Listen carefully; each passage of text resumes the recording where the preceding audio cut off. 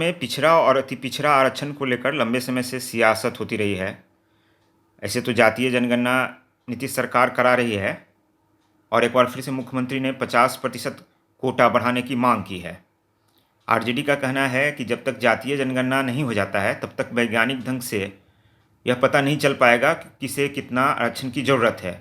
यदि ज़रूरत हुआ तो जातीय जनगणना के बाद कोटा बढ़ाया जा सकता है। वहीं बीजेपी आरक्षण को लेकर नीतीश कुमार पर निशाना साध रही है। क्या यह पिछड़ा अति पिछड़ा की सियासत है? नहीं, ये पिछड़ा अति पिछड़ा की सियासत नहीं है। आपको याद दिलवा दें कि जो रिजर्वेशन, जो 10% रिजर्वेशन की बात हुई थी, वो नरसिम्हा राव गवर्नमेंट के समय हुई थी और उस डिसीजन के विपरीत निदा सरीन ने याचिका दायर की थी और उस संदर्भ में सुप्रीम कोर्ट ने कहा था कि आरक्षण की अधिकतम सीमा 50% होनी चाहिए। जबकि संविधान की जो भी भावना है और साथ साथ सुप्रीम कोर्ट भी समय समय पर अपने पूर्व निर्णयों को आवश्यकता अनुसार परिवर्तित करती रही है, राइट। तो 50% की जो अधिकतम सीमा थी वो उस समय के लिए हो सकता है कि उस परिस्थितियों के लिए ठीक हो, लेकिन चूंकि समाज गत्यात्मक है, परिवर्तन तो लगातार हो रहे हैं और संविधान संशोधन भी होते हैं अंडर आर्टिकल 368 और बेसिकली आप देखें कि सुप्रीम कोर्ट भी अपने डिसीजन को ऊपर पुनर्विचार करती है। तो 50% की सीमा निश्चित रूप से ये सीमा क्रॉस करनी चाहिए और यह कमजोर एवं पिछड़े वर्गों के कल्याण के लिए हितकारी भी है। क्या लगता है जातीय जनगणना के बहाने पिछड़ा अति पिछड़ा के लिए उन्होंने ये बात कही है?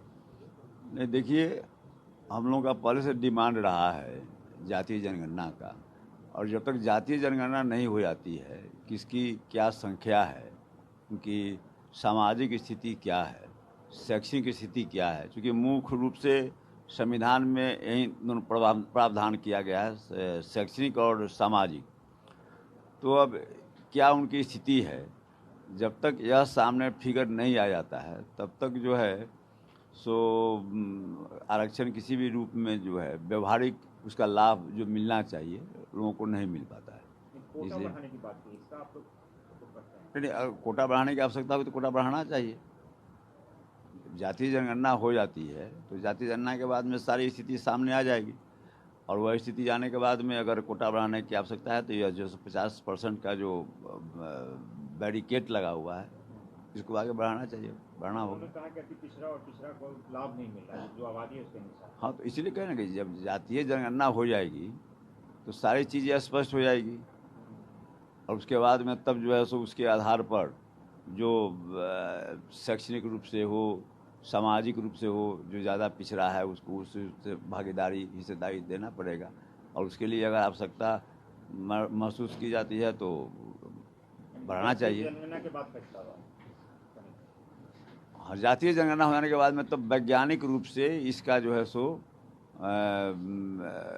उपयोग सही ढंग से हो पाएगा।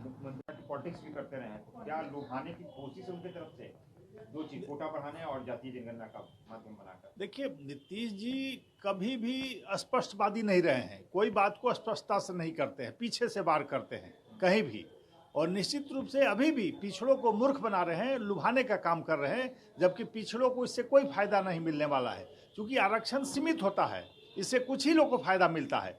तो सारे जो पिछड़े हैं उनकी व्यवस्था करनी चाहिए, जो दलित हैं उनके लिए सोचना चाहिए कि आखिर इन सबको नौकरियां कैसे मिले, कैसे संपन्न हो, खुशहाल हो, उसके लिए प्लानिंग सरकार को करनी चाहिए, न कि केवल आरक्षण की बात करके वो खाना पूर्ति कर रहे हैं, इससे किसी का भला होने वाला नहीं है। संभव है?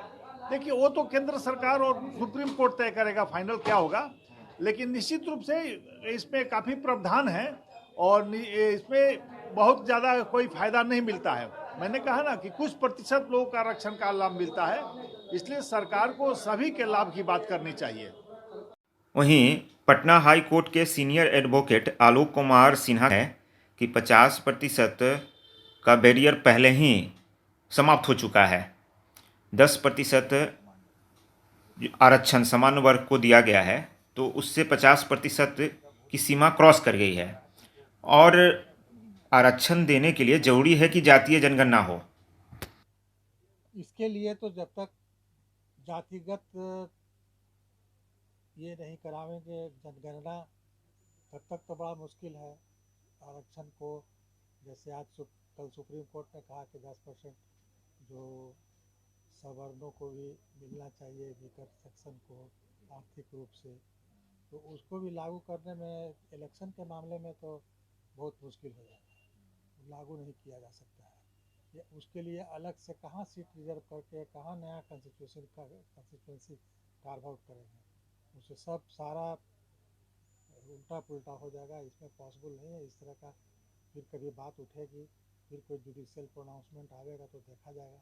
लेकिन आज के डेट में जो मूलतः जो सर्विस में, सरकारी नौकरी में जो रिजर्वेशन की बात होती है, अभी है सो सुप्रीम कोर्ट भी उसी पे कन्फाइंड है। अभी उसको बहुत ज़्यादा एलोबरेट नहीं किया है। अभी बिहार गवर्नमेंट को भी इस पे आयोग बना करके इसको और एलोबरेट करना है, इसको और चिन्हित करना है, उसके बाद लागू हुआ। ऐसे थोड़ा होगा, आसान चीज़ थोड़ा है रिजर्वेशन को लागू कर देना। हाँ, पॉलिसी डिसीजन हो गया, सुप्रीम कोर्ट ने एक निर्धारित कर दिया कि ठीक है 50% से भी ज़्यादा, 50% का बैरियर ख़त्म हो गया। अब रिजर्वेशन सब मिला करके 60% से भी ज़्यादा हो रहा है। तो अब तो लॉ ऑफ द लैंड हो गया, इसलिए 50% वाली बात तो अब कहीं गई नहीं, अभी ठहर नहीं रही है। अब सवाल है कि इसको लागू करने की जिम्मेवारी तो सरकार हर स्टेट गवर्नमेंट को है। स्टेट गवर्नमेंट का स्टेट में, सेंट्रल गवर्नमेंट में भी है, लेकिन स्टेट गवर्नमेंट में जहाँ इलेक्शन में इसको लागू करने की बात होती है तो चिंता का विषय हो जाता है स्टेट के लिए भी और इलेक्शन कमीशन के लिए भी कि कहाँ से कंस्टिट्यूंसी निकाले, कहाँ से सब लोगों को करे। तो वो सरकार का निर्णय है। अब वो निर्णय से कोई व्यक्ति अगर चिंतित होगा या उससे है सो उसको इंजरी होगा या उससे उसको घाटा होगा तो वो फिर कोर्ट ऑफ लॉ में आवेगा। कोर्ट ऑफ लॉ में आवेगा तो कोर्ट ऑफ लॉ का जो निर्णय है तो वही लागू होगा। लेकिन अभी तो स्थिति नहीं है कि अभी सुप्रीम कोर्ट का आदेश का तुरंत पालन कर दिया। जब तक उसकी समीक्षा नहीं करेंगे, जब तक कोई आयोग नहीं बनावेंगे, जब तक कोई कमेटी नहीं बनावेंगे, जब तक उसको चिन्हित नहीं करेंगे कि कैसे कैसे रिजर्वेशन को क्या करना है सीट के हिसाब से, इलेक्शन के हिसाब से, तब तक पॉसिबल नहीं है। और रिजर्वेशन है, हो सकता है 60% से ज़्यादा ही बढ़ सकता है, कोई बैरियर नहीं, वो ख़त्म हो गया। इस जो अभी जजमेंट हुआ है 5 जजों का सुप्रीम कोर्ट में कल, उसके हिसाब से तो कोई सर्विस में रोक नहीं है। सर्विस में रोक नहीं है। रोक यहाँ भी नहीं है, यहाँ बनाई है रोक। इसमें भी इलेक्शन पे रोक थोड़े है, आप लागू कीजिए। अब कैसे लागू करना है ये सुप्रीम कोर्ट थोड़े बतावेगा, ये तो स्टेट सब्जेक्ट है, सरकार का विषय है कि उसको कैसे इम्प्लीमेंट करना है। सुप्रीम कोर्ट इम्प्लीमेंट थोड़े कराती है। नीतीश कुमार के महागठबंधन में शामिल होने के बाद 2024 और 2025 का चुनाव दिलचस्प बन गया है। ऐसे तो तैयारी दोनों तरफ से हो रही है, लेकिन अति पिछड़ा और पिछड़ा आरक्षण का मुद्दा लगातार बिहार में छाया हुआ है और अब नीतीश कुमार के बयान के बाद फिर से इस पर चर्चा हो रही है। अविनाश, ईटीवी भारत।